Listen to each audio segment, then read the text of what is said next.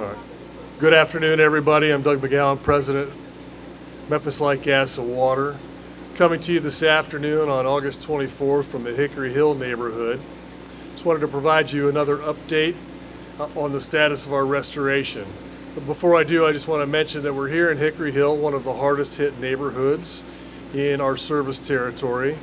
We have rolled out our EPIC vehicle, the Emergency Preparedness Information Center. This is the first opportunity we've had to use this in an actual storm restoration emergency. We've brought it here as a resource and a tool to provide information to customers who have questions about the status of their information, and to provide them additional resources like the ability to charge phones, get a drink of water, and otherwise have their questions answered. So when I spoke with you last night at about 5 o'clock, we had still more than 85,000 customers who were without power.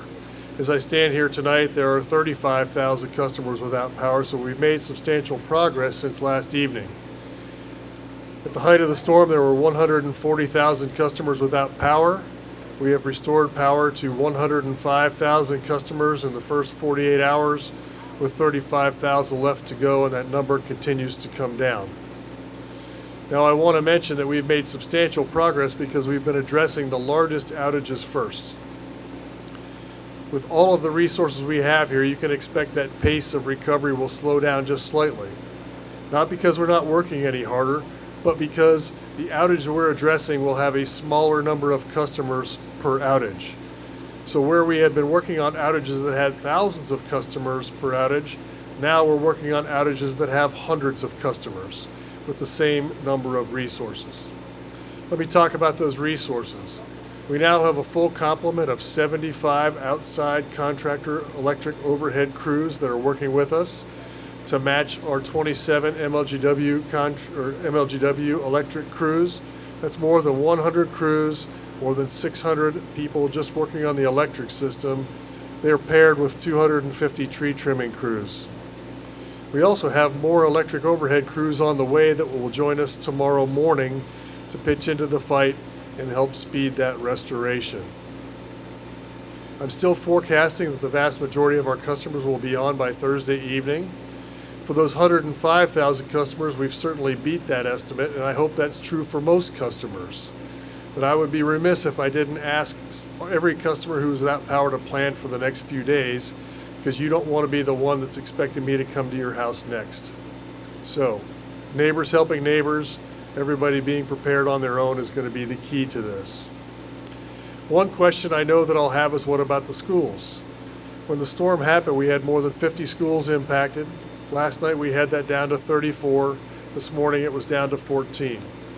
I will tell you that now it's just down to a handful of schools, and I have every expectation that MSCS, after talking to Dr. Richmond, will have school tomorrow. But I want you to pay attention to the announcements from the school system, because there may be a handful of schools that just don't have power. The expectation is for everybody to go to school tomorrow, but pay attention, because there might be just a few schools that don't have power despite our best efforts. That's good news for all of us, because we don't want the kids to miss another day. We are also prioritizing other critical circuits that have the most number of neighborhoods, the most number of employers on there, and we're going to continue that work. For those of you that are individual customer outages, we have our teams working at night and overtime just to get out there and try to address those from the other end of the spectrum, the individual customers and those small outages. So we're going to stay at that. I want to convey to all of our customers, we know how inconvenient this is for you. We know that many of you have lost food, and that's why we've sought all of the extra help.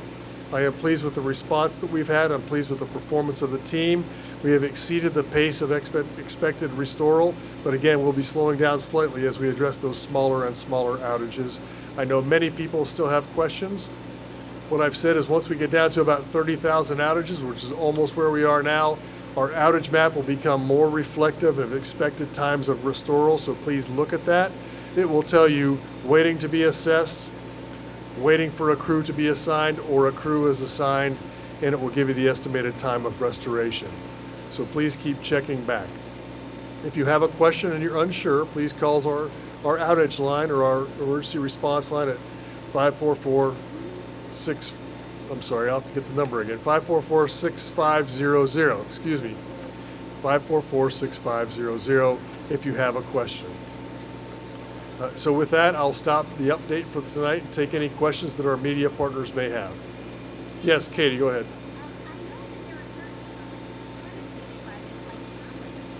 Yes. Yeah, so the storm concentrated in the south and southeastern part of Memphis and Shelby County. That's just how it formed up. I will tell you that I am very pleased that we invested so much in improving our grid and trimming trees. We would have had 200,000 customers out instead of 140 if we didn't do that.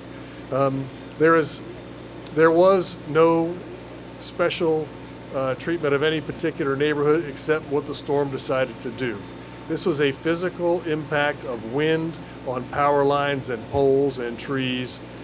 Depending on how those power lines were oriented, if they were perpendicular to the wind, they got impacted heavily. If they were parallel to the wind, not as much. If you had an entire tree come down, it was in the wind, that's what caused the outage. So we are taking it as Mother Nature presented it to us, and we have our resources laid out.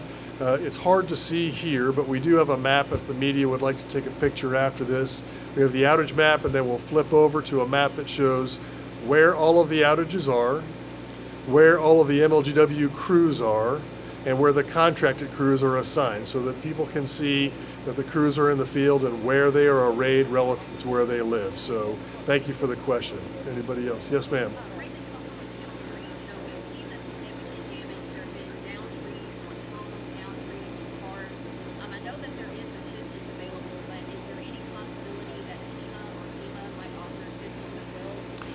Yes, the question is about whether TEMA or FEMA might offer assistance. And yes, they are standing by. They are in communication with the Shelby County Office of Emergency Preparedness and Homeland Security, as well as Memphis Office of Emergency Management, and they are offering their assistance should we need it. There are a lot of contractors that the city of Memphis has under contract to remove trees that are in the street. Now, it's a good question because if a tree is on a power line, MLGW and our crews will handle it. If the tree is just simply across the street and not touching power lines, the city of Memphis will take care of that. Today, I think they have sufficient resources to address that, but TEMA and FEMA are supportive. Yes, ma'am. So you said that Hickory Hill, this area, was one of the hardest hit areas. How is power restoration looking here? It's looking good. We have, despite the fact that we're 48 hours in and we still have some outages here, it has improved significantly since the beginning of the storm. And we have crews assigned to every major outage in the Hickory Hill area. So they are working.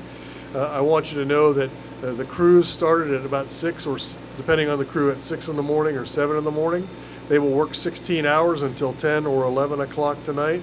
They will be relieved by some overnight crews, and then they'll be right back at it at 6 or 7 in the morning after they've had their period of rest. So the work is not going to stop, but we have the majority of people working during the daylight hours to get as much progress as we can.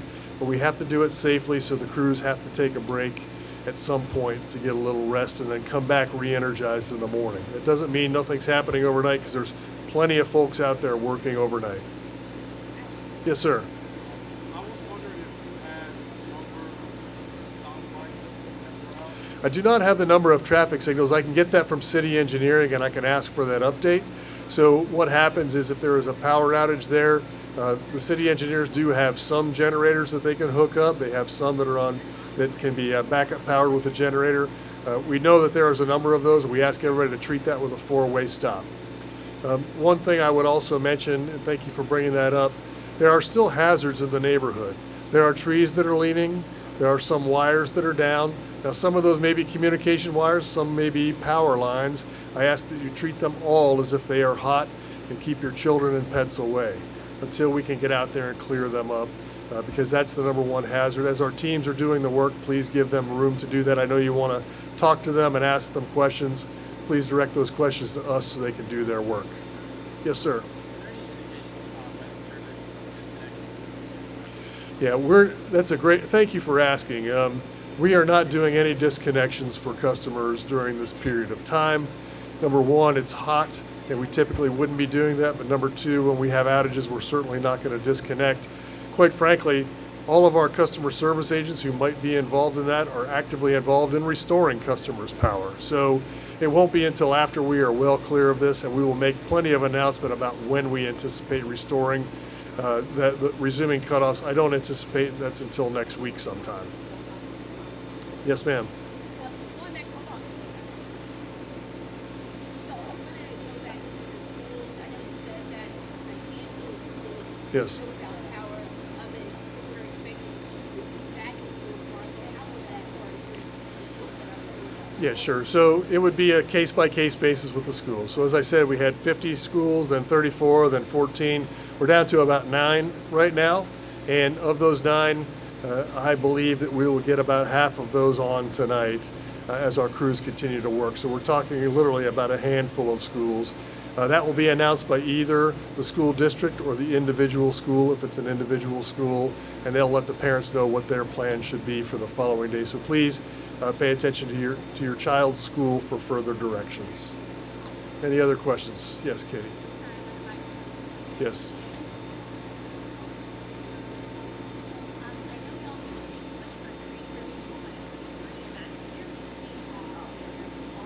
Yes. No, that's a great question. So the question was, in case people didn't hear, was about the tree trimming cycle. You've heard me say before that we were way behind. We hadn't met our goal in a number of years. That all changed in 2023 when we put a very aggressive plan together to trim trees and get back on. We're supposed to be on a 3-year cycle. Every 3 years, we cut every overhead tree on our 4,500 miles of lines. I'm pleased to report that we met that 3-year goal in 2 years and 3 months, and then we began immediately over again, starting that next 3-year cycle. As of today, we are exactly on our 3-year cycle, cutting 1/3 of the trees every year, and we will maintain that to this point going forward. It has made a significant difference. We are at an 8-year all-time high for our reliability and continuing to get better. Storms like this are unusual. This is our 7th largest storm in our history. And so, but overall, I think everybody has been feeling the benefit of having much improved reliability. When we have small pop-up thunderstorms and lighter winds, we just haven't had the outages that we've had before in the past. So it's working. The investments in our system are working. This is Mother Nature at its worst. It wasn't forecasted by anybody. Even the weathermen that I talked to this morning said, we thought just some thunderstorms with some gusty winds of 35 miles an hour. Nobody thought of bow echo with 80 to 100 mile an hour winds. So we can't control that. Everything that's within our control is what we're doing today. I can get crews here. I can get tree trimmers here. I can have all of you get the word out to customers, and I thank everybody for doing their part to keep our customers informed. Last question. Yes, sir.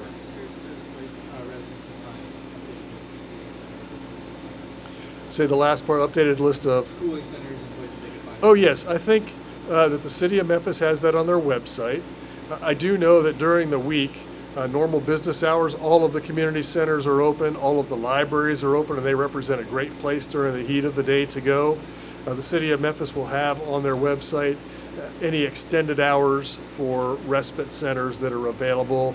And obviously they have special instructions for unhoused that remains unchanged. They have specific locations for the unhoused. And so that information is with the city of Memphis. So again, I want to thank you all for coming out here. I want to thank you for being great partners and sharing information. I want our customers to know that help is on the way. We have not forgotten about you, and we will get to you. We're not going to stop working until we get your power back on. Thank you all for coming out, and we'll look forward to another update tomorrow.